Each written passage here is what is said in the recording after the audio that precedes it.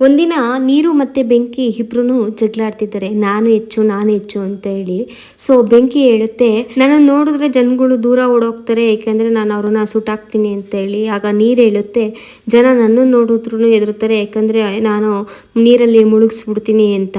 ಆಗ ಮನುಷ್ಯ ಬಂದು ಕೇಳ್ತಾನೆ, ನಿಮ್ಮಿಬ್ಬರಲ್ಲಿ ಯಾರು ತುಂಬಾ ಅಪಾಯಕಾರಿ ಅಂತ. ಆಗ ಬೆಂಕಿ ಹೇಳುತ್ತೆ, ನಾನು ಸುಟ್ಟಾಕ್ತೀನಿ ಅಂತ, ನೀರು ನಾನು ಮುಳುಗಿಸ್ತೀನಿ ಅಂತ. ಆಗ ಮನುಷ್ಯ ನಗಾಡ್ಕೊಂಡು ಹೇಳ್ತಾನೆ, ನಿಮ್ಮಿಬ್ಬರಿಗಿಂತ ಅಪಾಯಕಾರಿ ಯಾರು ಅಂತ. ಅಪಾಯಕಾರಿ ಅಂತಂದ್ರೆ ನಮ್ಮವರು. ಬೆಂಕಿ ಆಗ್ಲಿ ನೀರಾಗ್ಲಿ ಅದು ಬರೀ ನಮ್ ದೇಹಕ್ಕೆ ಮಾತ್ರ ತೊಂದರೆ ಮಾಡುತ್ತೆ. ಆದ್ರೆ ನಮ್ಮವ್ರು ಏನಾದ್ರೂ ಮೋಸ ಮಾಡಿದ್ರೆ ಆತ್ಮವರೆಗೂ ನೋವಾಗುತ್ತೆ. ಆತ್ಮವನ್ನ ಮುಳುಗಿಸ್ತಾರೆ, ಸುಟ್ಟಾಕ್ತಾರೆ. ಆದ್ರೆ ಮನಸ್ಸಿಗಾಗಿರೋ ಗಾಯ ಶಾಶ್ವತವಾಗಿ ಉಳಿಯುತ್ತೆ.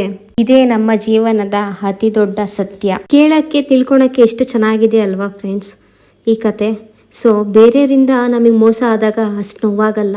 ನಮ್ಮವರೇ ಇವರು ಅಂತ ಅನ್ಕೊಂಡಾಗ ಅವರಿಂದ ಮೋಸ ಆದಾಗ ತುಂಬಾ ನೋವಾಗುತ್ತೆ. Thanks for watching. ಮತ್ತೆ ನೆಕ್ಸ್ಟ್ ವಿಡಿಯೋದಲ್ಲಿ ಸಿಗೋಣ.